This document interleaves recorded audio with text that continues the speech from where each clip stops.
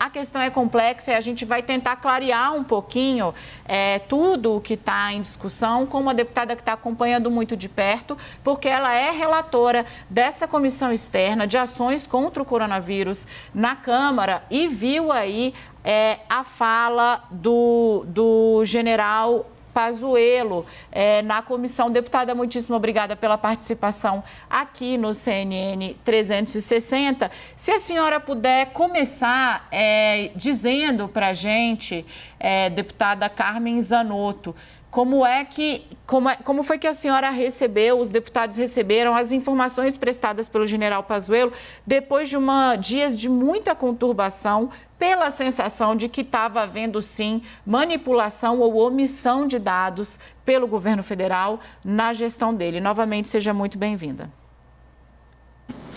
Olá, Daniela. Olá, Rafael. É um prazer estar conversando com vocês.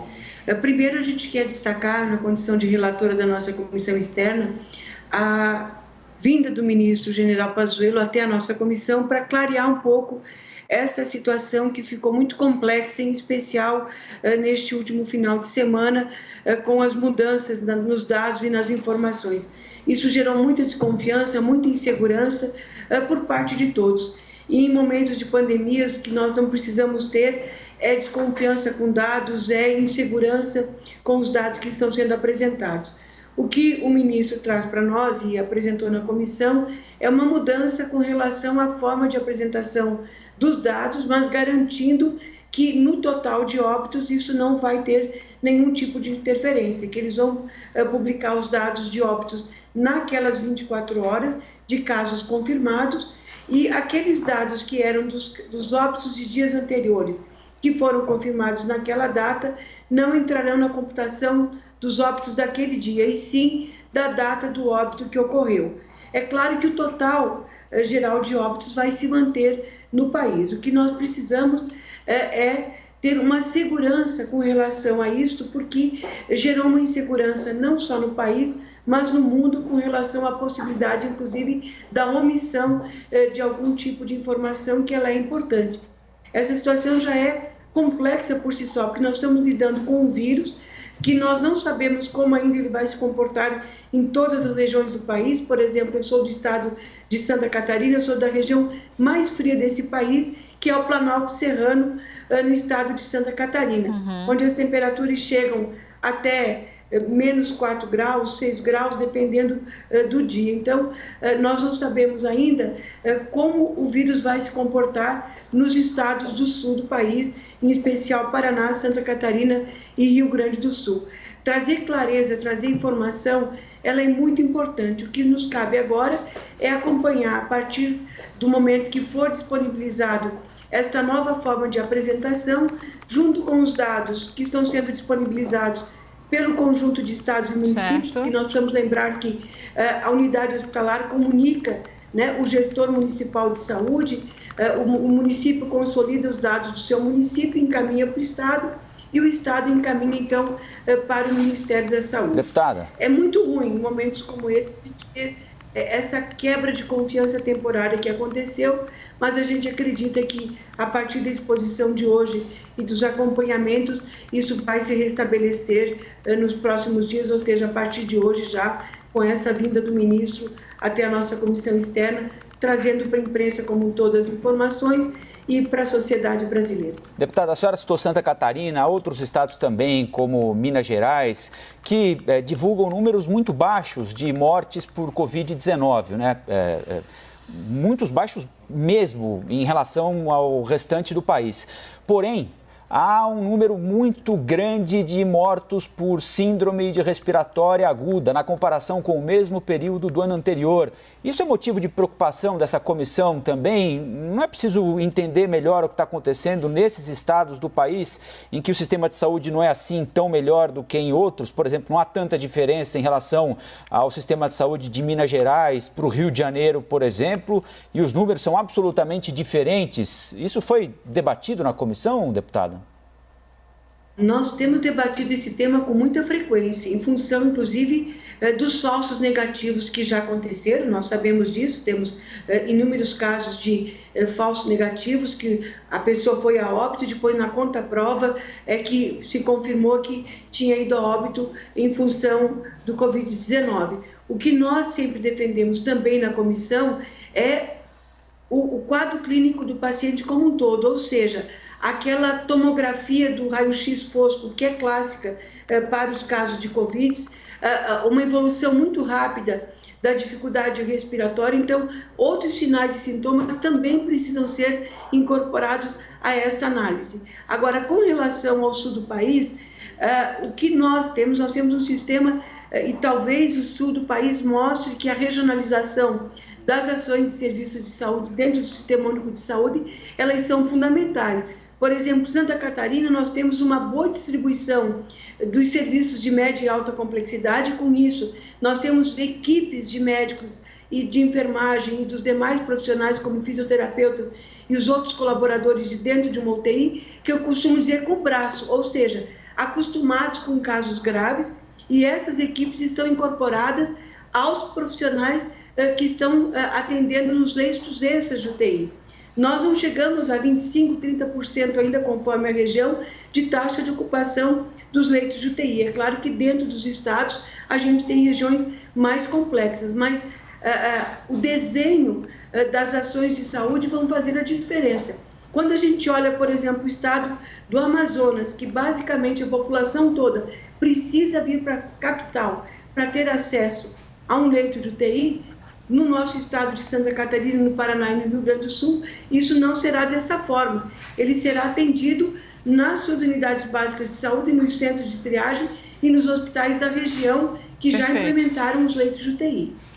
Deputada, eu vou pedir para a senhora continuar aqui com a gente vai fazer um rapidíssimo intervalo, mas tem dúvidas, muitas dúvidas e questionamentos não só sobre os aspectos práticos, mas também políticos dessa crise que eu gostaria de seguir explorando com a senhora aqui. Então peço um segundinho, a gente volta já.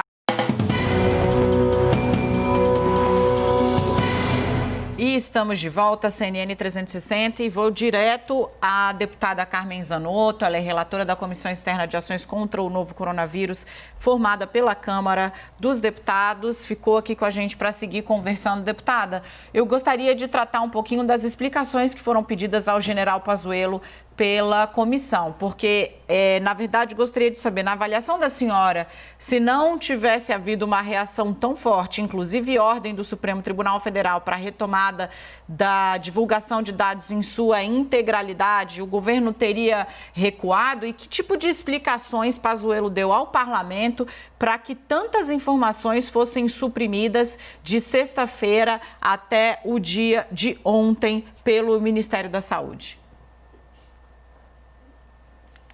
Os esclarecimentos que o ministro trouxe para nós, Daniela, foram no sentido de que eles estavam fazendo essa nova forma de apresentação dos dados para a população brasileira.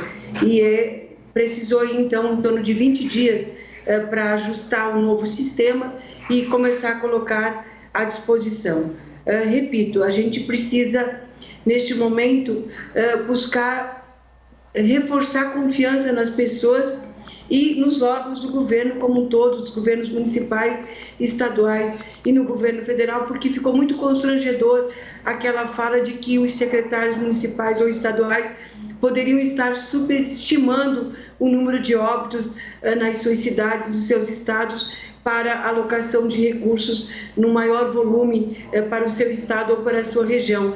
E no momento de pandemia, todas as dúvidas e as inseguranças, elas são muito ruins. Por isso que a gente precisa agora, a partir das informações que o ministro Pazuello nos trouxe aqui na Câmara Federal, que foi amplamente divulgada por todos os veículos de comunicação, vocês tiveram a oportunidade de acompanhar, cabe agora a todos nós também acompanharmos esta nova forma de apresentação, lembrando sempre que nós precisamos do total de óbitos do país como um todo. Nós estamos aí e com muita preocupação, inclusive, porque em algumas regiões do país a gente poderia dizer que a situação está um pouco mais amena, mas nós temos regiões com superlotação dos leitos de UTI, regiões com dificuldade de acesso dos pacientes às unidades hospitalares e regiões que a gente não sabe ainda como essa situação vai se comportar. Então, em especial, repito, né, o sudeste do país, em especial o sul, mais propriamente dito, como isso vai se comportar. E lá nós temos uma vantagem, né? A gente está tendo mais tempo para nos organizarmos e vermos as experiências internacionais e como esse vírus também está se comportando no país. Por isso que a gente acredita que a gente possa ter o menor número de óbitos. Deputada, o ministro Pazuello é o terceiro ministro da Saúde nesse período de pandemia. Mandetta, Nelson Teich, agora o ministro Pazuello. A troca de ministro por si só é ruim, mas ela pode ser superada se a estrutura do Ministério da Saúde, aqueles técnicos que estão lá, independentemente de quem é o presidente ou o ministro de plantão, continuarem oferecendo dados, suporte, aquilo que eles aprenderam e colheram de informação ao longo de anos para um representante político ou não escolhido pelo presidente da República. Mas houve também a saída de gente do segundo, terceiro escalão, que estava no Ministério da Saúde há muito tempo e que seria fundamental nesse episódio, talvez o mais grave da história recente do país, dos últimos 50 anos, pelo menos com certeza, do ponto de vista da saúde pública. A senhora acha que o Ministério da Saúde agora está pronto para continuar lidando com a pandemia de coronavírus no país? A gente não sabe até quando isso vai? Muitos dos resultados, Rafael, que a gente está tendo agora são frutos daquilo que começou lá no mês de janeiro ainda, né? Eu tive a oportunidade, por exemplo, de ter sido a relatora do PL 23, hoje a Lei 13.979, a Lei de Emergência Sanitária Internacional. Aquisição dos equipamentos, organização dos serviços, as pactuações que aconteceram com os secretários municipais e estaduais de saúde, tudo é uma consequência, nada iniciou do zero, né? Apesar de termos passado neste período e estarmos no terceiro ministro. Agora, a saúde, ela se consolida porque ela tem três partes, que nós chamamos que ela é tripartite. O conjunto dos municípios brasileiros, através dos secretários municipais, das secretarias estaduais de saúde e do Ministério da Saúde. Então, as ações, elas são pactuadas.